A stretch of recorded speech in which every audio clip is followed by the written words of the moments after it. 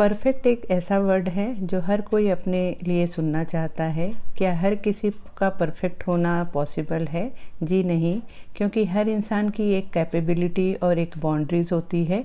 लेकिन हम परफेक्ट होने के लिए कोशिश तो ज़रूर कर सकते हैं, और कोशिश करने पर भी हम एक दिन में परफेक्ट नहीं हो सकते हैं। इसके लिए हमें लगन, टाइम मैनेजमेंट और इंटरेस्ट भी होना ज़रूरी है। जिस भी काम को आप करते हैं, आप घर के बाहर कोई जॉब कर रहे हैं या घर में आप हाउस वाइफ हैं या होम मेकर हैं, तो उस चीज़ में आपका इंटरेस्ट होना बहुत ज़रूरी है। तो इसी तरह से मुझे मेरे घर को साफ़ सुथरा और मैनेज करना बहुत अच्छा लगता है, और इसे करने में मुझे बिल्कुल कोई भी बर्डन नहीं आता है, क्योंकि ये चीज़ करना मुझे पसंद है और ये करके मुझे बहुत खुशी मिलती है। तो इसी तरह से मैं अपने घर को बहुत ही अच्छे से ऑर्गेनाइज और क्लीन रखती हूँ। तो हेलो एंड नमस्ते दोस्तों, मैं हूँ अनीता। स्वागत है आपका मेरे नए वीडियो में। आज मैं इस वीडियो में आप लोगों के साथ शेयर करने वाली हूँ कि कैसे मैं अपने घर के छोटे छोटे एरिए को और चीज़ों को बहुत ही अच्छे से मैनेज करती हूँ, क्लीन करती हूँ और ऑर्गेनाइज रखती हूँ, जिससे कि मेरा घर हमेशा ही बहुत ही नीट एंड क्लीन और ऑर्गेनाइज लगता है। आप लोगों के लिए वीडियो बहुत ही मोटिवेशनल होगा, तो प्लीज़ वीडियो को पूरा देखना। तो यहाँ पे देखिए, इस तरह से मैं पहले से ही डिसाइड कर लेती हूँ, एक दिन पहले ही सोच लेती हूँ अपने माइंड में कि मुझे कल क्या क्या करना है। इस तरह से अगर हम पहले से ही प्लान करके रखें तो हमारा काम बहुत ही आसान हो जाता है। और ये ऐसा नहीं है कि आप बहुत ज़्यादा ही स्ट्रेस लेके काम करें। जो भी काम आप कर रहे हैं बहुत ही पीसफुली करें और आराम से करें। आराम से भी करना ये नहीं कि आप आराम चक्कर में एकदम लेज़ी बन जाएं। तो रोज़ का एक पहले से ही शेड्यूल बना लें कि हमें अगले दिन क्या क्या करना है। तो इसी तरह से मैं अगले दिन का प्लान करके रही हूँ। जो रेगुलर हमारे दिन का रूटीन होता है, उसके सिवा भी कोई ना कोई चीज़ करने का आप ज़रूर प्लान करके रखें। तो यहाँ पे इस तरह से देखिए, मैं प्लान करके रखती हूँ और स्मार्टली वर्क करती हूँ।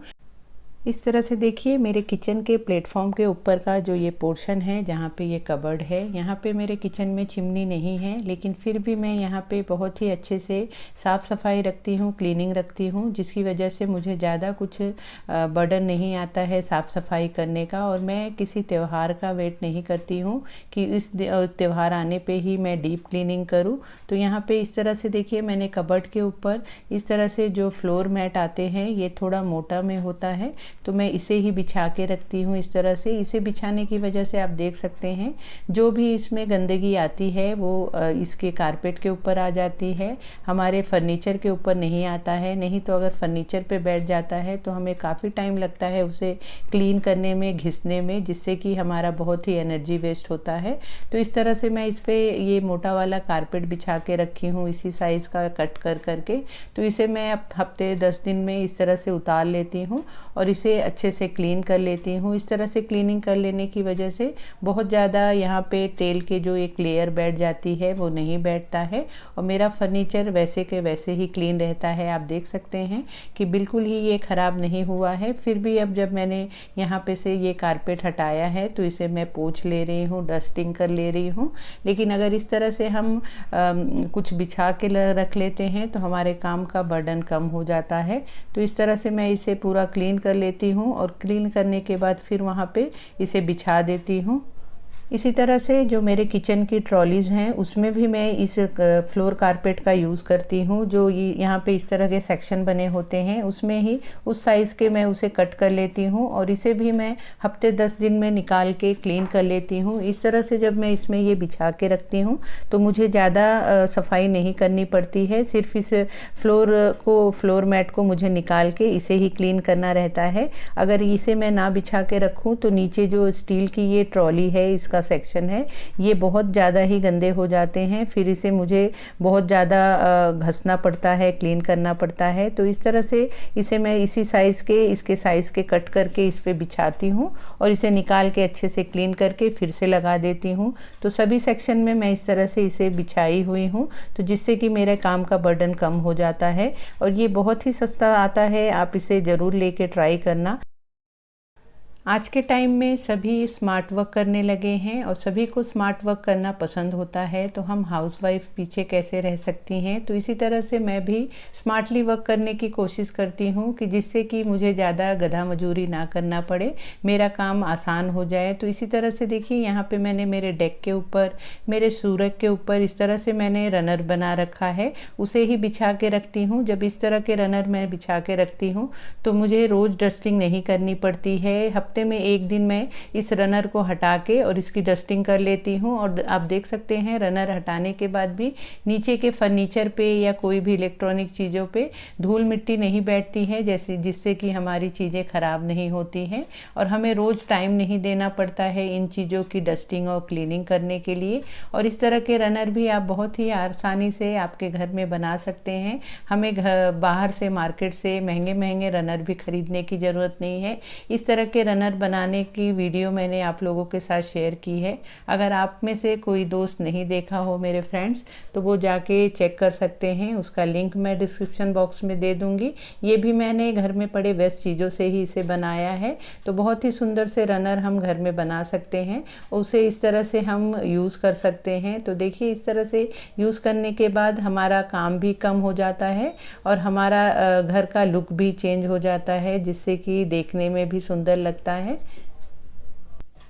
इन सब चीज़ों को करते करते मेरा मशीन भी कंप्लीट हो चुका है। यहाँ पे मैंने मशीन लगा रखा था कपड़े धोने के लिए। तो कपड़े हो जाने के बाद यहाँ पे हमें मशीन की भी सफाई करनी चाहिए। सिर्फ मशीन कपड़े धोने के लिए नहीं होता है, हमें मशीन को भी हमेशा डस्ट फ्री रखना चाहिए। तो इसकी डीप क्लीनिंग की वीडियो मैंने आप लोगों के साथ शेयर की है, लेकिन यहाँ पर मैं इस तरह से मशीन पूरा होने के बाद ऊपर से भी इसकी डस्टिंग कर देती हूँ। और डस्टिंग के साथ साथ यहाँ पे हो सके तो आप भी आपके वॉशिंग मशीन पे इस तरह के कपड़े का कवर लगा के रखें, जिससे कि हमारे मशीन के ऊपर डस्ट नहीं बैठता है और वो गंदा नहीं होता है।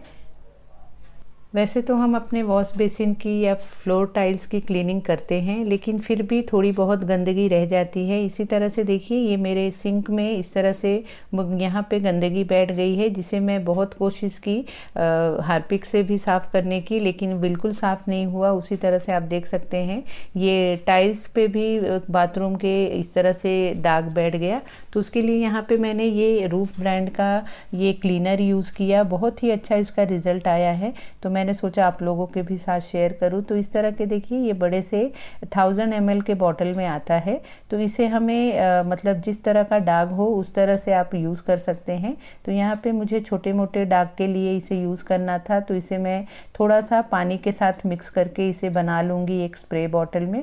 तो यहाँ पे मैं आधा ये लिक्विड को ले रही हूँ और आधा पानी को लेके इसका एक सॉल्यूशन बना लूँगी। अगर आपके घर में इस तरह के कोई भी हार्ड निशान हो तो आप डायरेक्ट ही इसे यूज़ कर सकते हैं। तो यहाँ पे मैं इसे पानी और हाफ हाफ करके इसको मैं सॉल्यूशन बना ले रही हूँ। और फिर इसे हम जहाँ भी दाग हो उसे आप यहाँ पे स्प्रे कर दें और स्प्रे करके आप 5 से 7 मिनट छोड़ दें। और 5 से 7 मिनट के बाद आप देखेंगे थोड़ा सा ही हल्के हाथ से कोई भी ब्रश लेके आप इसे इस तरह से घिस दें तो बहुत ही अच्छे से ये क्लीन हो जाता है। पूरा वहाँ की जो एक दाग और गंदगी बैठी रहती है वो क्लीन हो जाता है। तो फ्रेंड्स इस तरह से मैं अपने घर की छोटी छोटी चीज़ों की क्लीनिंग करती हूँ और उसे मैं अच्छे से साफ़ सुथरा और नीट क्लीन रखने की कोशिश करती हूँ। और जो प्रॉब्लम मैं अपने डेली लाइफ में फेस करती थी, जो मैंने कुछ उसका सॉल्यूशन निकाला, वही मैं आप लोगों के साथ शेयर करने की कोशिश करती हूँ कि आप लोगों के लिए भी कुछ उससे आपको सीखने को मिले, आप भी उस चीज़ को अपना के आपके काम को आसान बना सके। तो ये थी मेरी आज की वीडियो। अगर आपको मेरी ये वीडियो अच्छी लगी हो, आप लोगों के लिए यूज़फुल लगी हो, तो प्लीज़ वीडियो को लाइक शेयर करना। और अगर आप मेरे चैनल पे पहली बार आए हैं तो प्लीज़ चैनल को ज़रूर सब्सक्राइब कर लेना और बेल का भी बटन ज़रूर प्रेस कर देना कि मेरी आने वाली न्यू वीडियो के अपडेट्स आप तक मिलते रहें। तो मिलते हैं फिर नेक्स्ट वीडियो में। Bye bye.